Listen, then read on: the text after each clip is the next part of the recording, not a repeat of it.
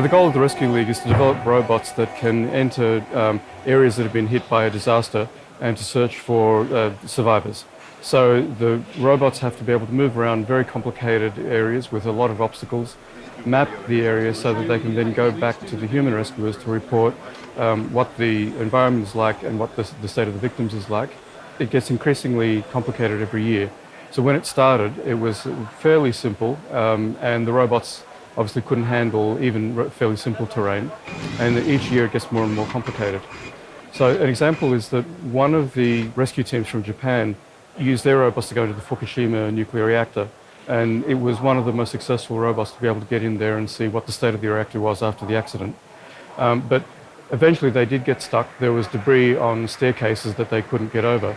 So now you see in the rescue arena staircases with debris on them, so to force the teams to be able to deal with problems that are encountered in real life. So the Rescue League consists of a few different sections. There are simulation competitions where they're either simulating actual robots or they're simulating disasters on a large scale. Like if you have an earthquake, you have to send teams all over the city, so they can simulate wide area and small area. And then there's also the Real Rescue, the Real Robot League. So that's this large arena, and it consists of many, many different elements. It's actually divided into 3 areas. There's a fairly simple area, not difficult terrain, but that's very good for the autonomous robots to be able to test their stuff out. Then there are some intermediate areas, and then very, very complicated areas. So it's really designed to test different capabilities of different robots, also to test manipulation skills, to test ability to inspect areas. So it's designed really to cover all the different skills that the rescue robot might need. World RoboCup is kind of the most ultimate competition. So it's just like Robot Olympics or something. For this one, it's our hobby. It's an annual hobby that we always do this every year. And here, this is not the first rescue robot that we have made. And it's teleoperate and autonomous robot. So we have thermal camera, we have digital cameras. I mean, just like simple, normal cameras for the manipulators. So here is our control station. We have this laptop that we use it to control the robot. We use this Omni to control our manipulator. When you would like to do that job or any job in the arena, so you need to have many windows to see robots' action.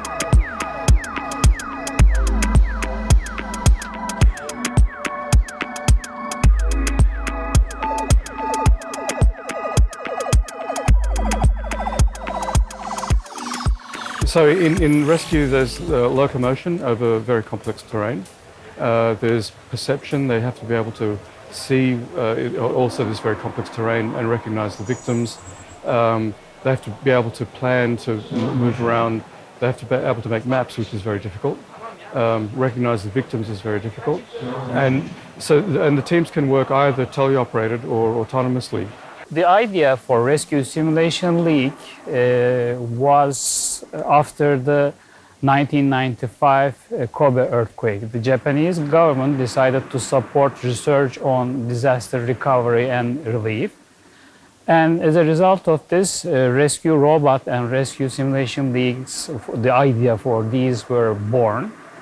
These were 2 different leagues. Now, in the rescue simulation, there is a city, typically a big city, with roads and buildings, and a disaster, usually an earthquake happens, the buildings collapse or the roads are blocked, and in some of the buildings, people are trapped and fires start. We have a set of fire brigades, a set of police, and a set of ambulance forces. And what we try to do is we want to recover trapped people from the debris and take them to hospital and put out the fires. And the scoring of this simulation is also based on, for example, if you put out all the fires or only a small fraction of the city is burned, you get more points. And if you recover many people, you get more points. So what you do is you have to schedule all the recovery operations, and also you don't know where the fires are going to start. So you also have to look for fires, and also you don't know where the people are trapped. So you have to search for them, and you have a limited resource for this. So you both do exploration, putting out the fires, and recovering people.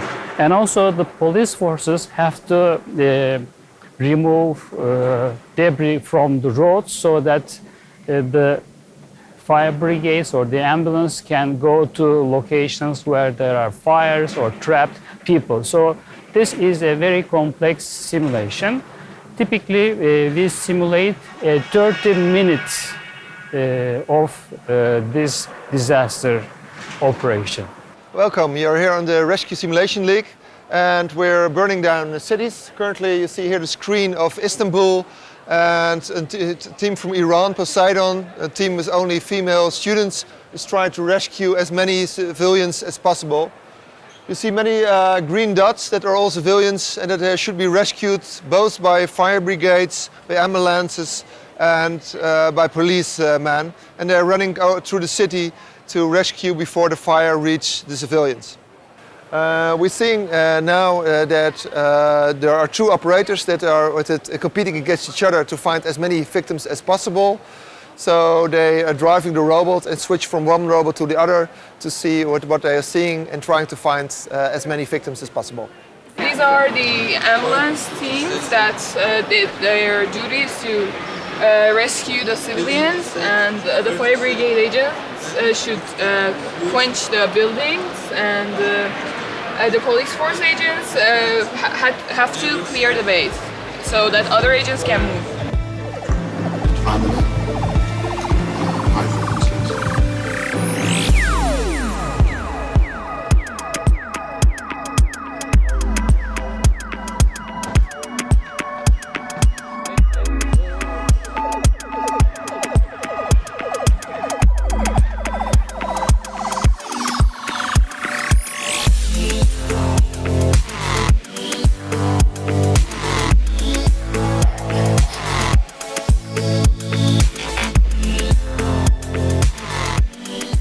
RoboCup really brings the research community forward because competitions really bring out the motivation in people. People stay up forever and work on these things. And this really is very also fruitful for cooperation because everybody is in the same place. It's really exciting. And I've been doing it for long and I'll be doing it for some time. It's a super exciting competition, I think, because of this very direct connection to real applications. To helping people that have been struck by disasters.